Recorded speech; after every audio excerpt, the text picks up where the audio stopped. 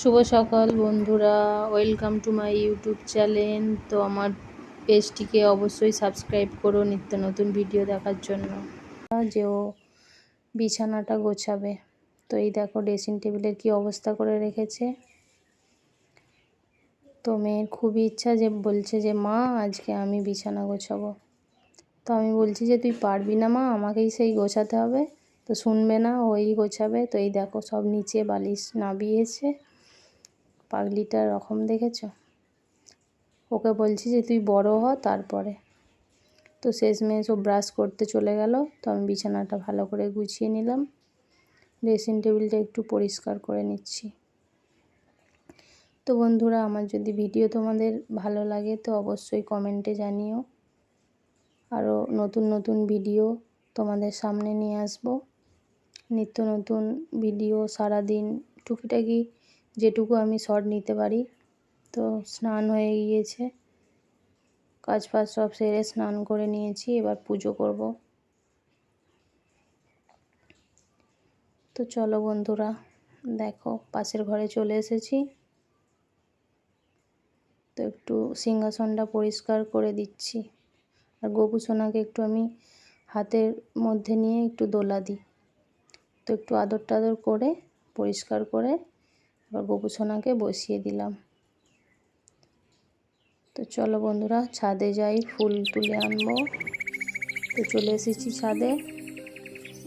আজকে রোদ করেছে, তো মেঘলা মেঘলাও আছে, সেরকম রোদ করেনি। তো গুমসুনি রেখেছে, গুমট ভাব একটা গরম। তো আমাদের বাড়ির পিছনে যে জমিটা ছিল ঘাসে ভর্তি, তো সেটা চষা হয়ে গেছে কালকে রাত্রে, ওটাও বীজ বোনা হবে। তো গাছগুলো একটু দেখছি। দেখো এই পত্তলিকা ফুলটা কত সুন্দর লাগছে। তো দেখো বন্ধুরা, আমার গাছে কী কী ফুল ফুটেছে। এই দুটো রজনীগন্ধা,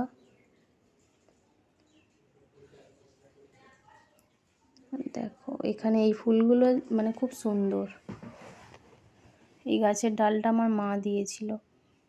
তো কার কার ছাদ বাগানের ইচ্ছা আছে বন্ধুরা, আমার তো খুবই শখ।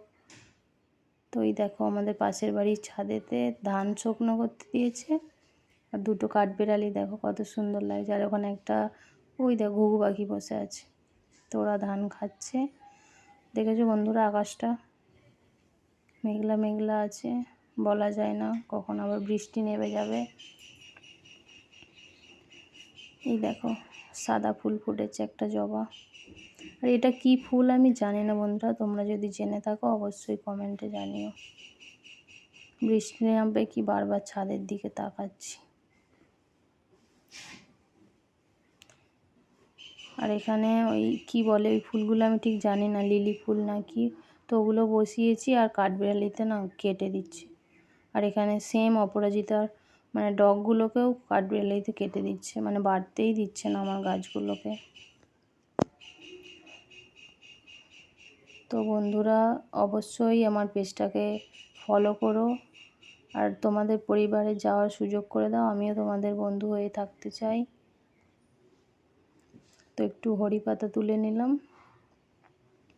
আর যখনই বন্ধুরা হরি পাতা তুলবে একটু গাছটাকে নাড়িয়ে তালি বাজিয়ে তবে হরি গাছে হাত দেবে। তো আজকের এই ফুল। চলো নিচে চলে যাই এবার। আজ তবুও বেলা হয়ে গেছে, 7:30 মতো বেজে গিয়েছে। তো পুজো করতে চলে এলাম। ওই আমার জায়ের ছেলে ও পড়ে চলে এসেছে।